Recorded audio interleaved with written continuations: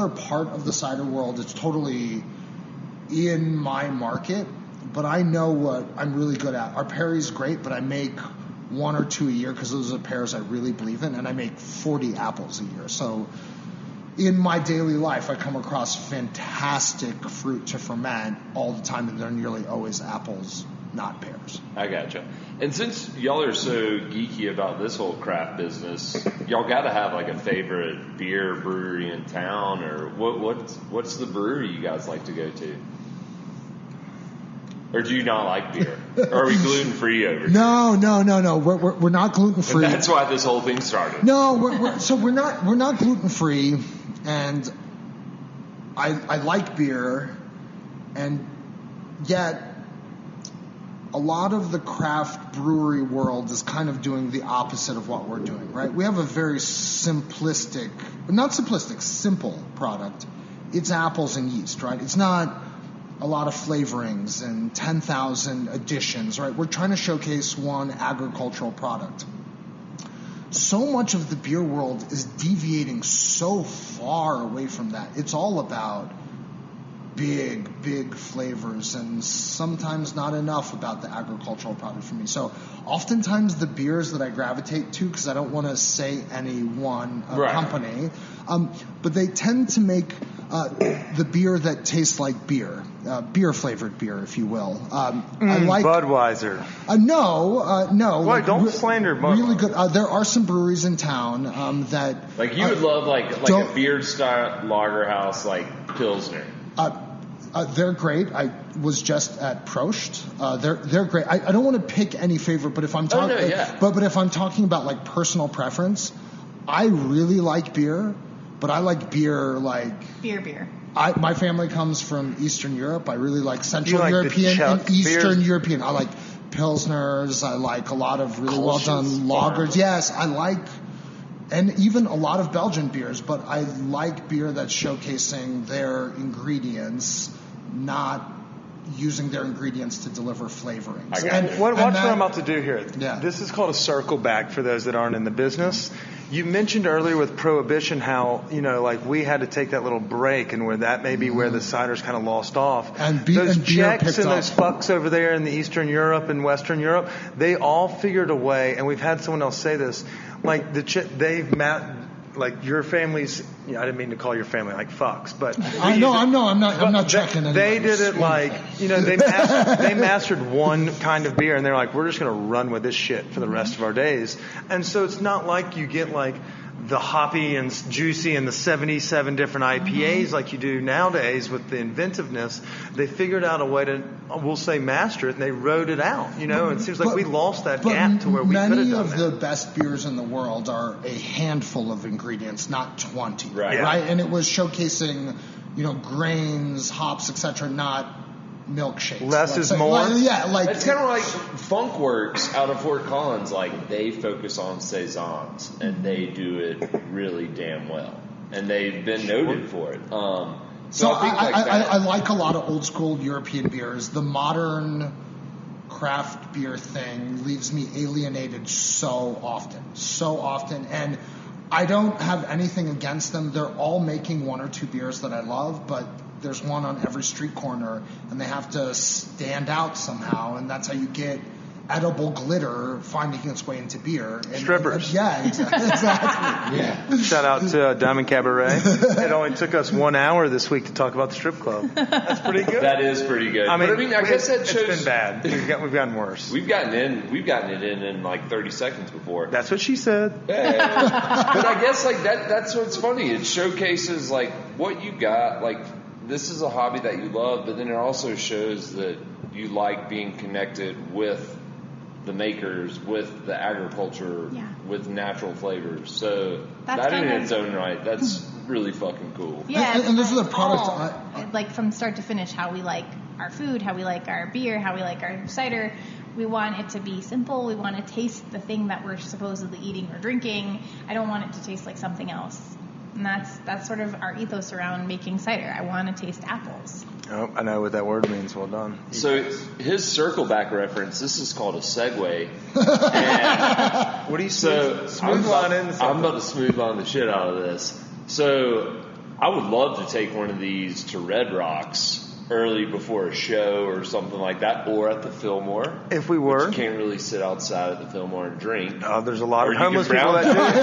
You can brown bag it. But guys, we want to know, like, have you been to Red Rocks? Obviously, like, what's a good concert? BC, Before Children. We used to go to like Film on the Rocks. Oh, that's what that means. Yes, exactly. What was that? BC? Before Children. It's a Christian joke. You don't get No, it. I get it. Atheist people probably don't get it. They don't. But I'm reading a book about it, so we're making progress. I love live music. I love it. Children have put the cramp on things a little bit. But we used to, when we were dating, we would go up to Red Rocks all the time. Tailgate and Film on the Rocks was like our jam because it was just the right price and it was super fun and like we had like the same spot we parked every time and we always had like the best picnic and we had cider and we had all that stuff and it was awesome. Yeah. So, what's the best movie y'all saw up there? Ferris Donnie Bueller? Darko? Yeah, so Donnie Darko was crazy, and so many people dressed like the bunny. So I don't need that. It was just around right there, and you were like looking around to the left and right. There were bunnies everywhere. Fuck no. I saw Ferris Bueller. They did it like one Tuesday a couple years ago. And people like cheer and they get into it. And I love that. Minus the whole bunny face thing. That would freak me the fuck out. Yeah, that was a scary bunny. What was the other one we saw that was so good? I can't remember. So I really liked Wayne's World a lot. Oh, yeah. Like I literally hadn't seen it in whatever 15 years or whatever it was. And it was so cool to see for the first time in all that time at Red Rocks, and everybody's jazzed and drunk and like happy and I like it. That's a I good like call. Wayne's World a lot. Yeah. Ditto. God, man. Spinal Tap. That's Spinal Tap. So Okay. All right. Spinal Tap is- Okay, now everything's tied for first. Yeah, I don't want nightmares. I'm gonna Princess Bride too. That always is great. That's shout out to one of my exes. She was kind of a whore, but not really. That was her. Yeah, she might as well be now. I don't know. That's not true. I'm a whore, if anyone. But Princess Bride, top 5 movies growing up, easily, like to this day still. So great. God, we could do that. And like we have a lot of fans, our friends that are music junkies, you know, and we love our Fillmore shows because Live Nation brings the hammer every time. And they do the same at Red Rocks, but Film on the Rocks is a lot of fun. So I'm with you on that. That's a great day night and a great, what was the last good show you caught at Red Rocks? That's an answer. The last good shows I saw at the Fillmore were Modest Yahoo and The Violent Femmes. Those were mine. Modest Yahoo. Yes. Hell yeah. I like it. He was really good at the Fillmore, yeah. I'm not going to lie, when y'all said y'all had 2 kids under 5, I definitely didn't expect to get any, but with, you know, it being BCAD thing, it's a joke you don't get, Chris. What's it called? It's all right, we just do, that's a running joke with evolution. I don't believe in it. It's not good. But that's a good one. I'm glad we brought up Phil on the Rocks because we hadn't heard that one in a minute. Yes. I may actually watch one of those movies tonight, actually. I think now too, should we do like a BC? Speak into the mic. Should we do like a BC cheap eat spot in Denver, and then for you families that are listening out there, because there's no way it's the same answer no matter what. At least for me. For a cheap Perfect. Yeah, we love cheap different eats. answers. Yeah, I would say Viva. Yeah, Viva Burrito on Leedsdale. That place is awesome. That's The only thing you fucking want is the burrito place ever. carne asada burrito. But that one thing I gotta write this down at for that notes. one place is, It's open like 24 hours a day. and 7 it days a doesn't week. taste better ever than it does at 3 a.m. Is this at the that one that's moment, next to Glazed and Confused a little bit that has the... No, okay, not no. that part of Leedsdale? No, it's like Leedsdale and almost Quebec. And what's the name of it again? Viva. Burrito. Really, really good. At And it's 7 in the open late morning. night? Like 24 hours a day. 365 days a Chris, week. No, company dinner? 364 days a Yeah, year. They're I mean, I'm closed on pretty drunk. Christmas. Fine. But yes, but they're on open, like, every New day. Year's, your burrito needs are better. I like that. Funny story about y'all Viva. agreed on that, so you know it's good. Like 2 nights before Since our wedding. high school, I've been eating there like on my way home from the bar at 2 a.m. for like What was that about the wedding? So like 2 nights before we got married, we That's went to right, go that's stay it. in like a hotel. We had a free hotel night or whatever, and we had people enter at our house. We were all drinking and everything. And on our way to the hotel at like 1 a.m, we stopped at Viva and got a bunch of burritos and like went to stay in our super nice hotel room downtown Denver. And just munch on shitty burritos or cheap burritos. Yeah. The best burrito, please. I didn't know, but I meant low in cost. I did not mean shitty. But the price is definitely right. It's awesome. But that one thing, that one carne asada burrito, I don't vouch for anything else, but that one burrito at that place on Leedsdale is awesome. I believe it. And that's one of my favorite answers because as this will drop roughly around Labor Day weekend, so it's cheap. I got to pay rent, and rent's not cheap not for no vacancy office and house and a dog that happens to eat garbage. But even for that, Aurora's better than Denver. Dude, y'all have the Papusa place. The Papusa. Oh, by the way, alcohol works. Cider works. The Papoose place right down here. So we come from Colfax when we come to visit y'all. Again, not 10 minutes from those that live near City Park. If I'm not mistaken, that's also Aurora. Let's not get to splitting hairs. We're a Denver podcast.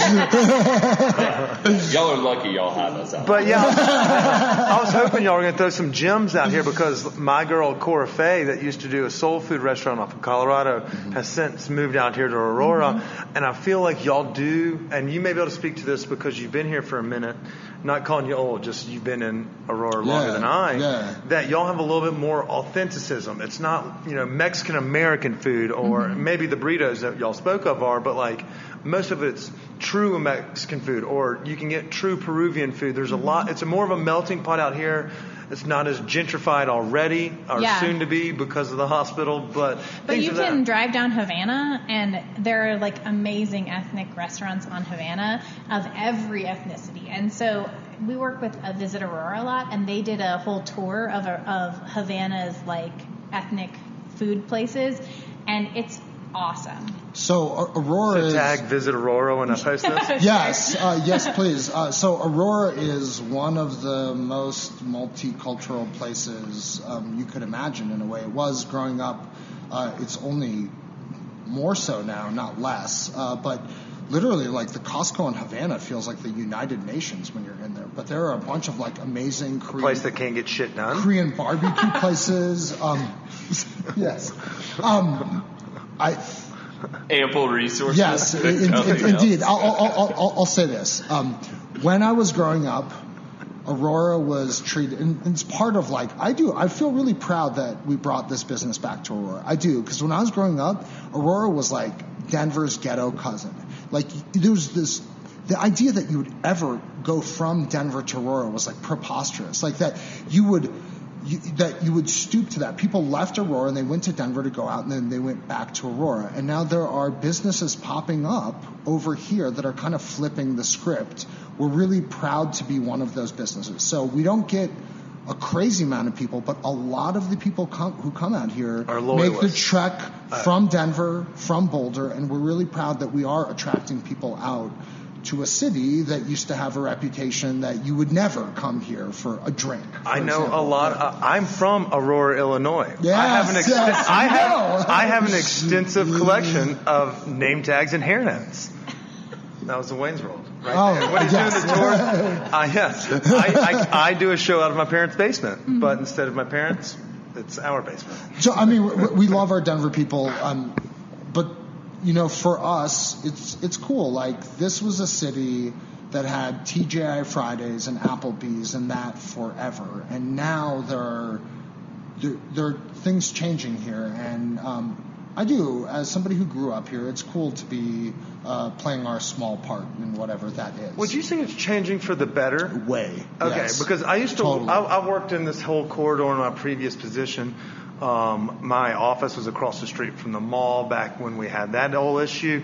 And so, like, I know this area fairly well. Like, I know this hospital area. We used to do catering orders over there. I know that there's a Brooklyn deli over there that I can go get a glove at.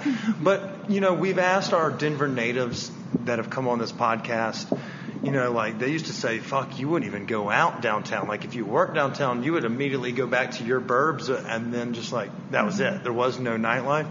How have you seen Aurora maybe changing, not just in the restaurant scene, but like, is it like the demographics? Is it getting younger? Is it family oriented? Yeah, like I feel like there's schools popping up on all of these little side streets behind y'all. Yeah, we've just had a lot of people who come in here talking to us about that. Like I live down the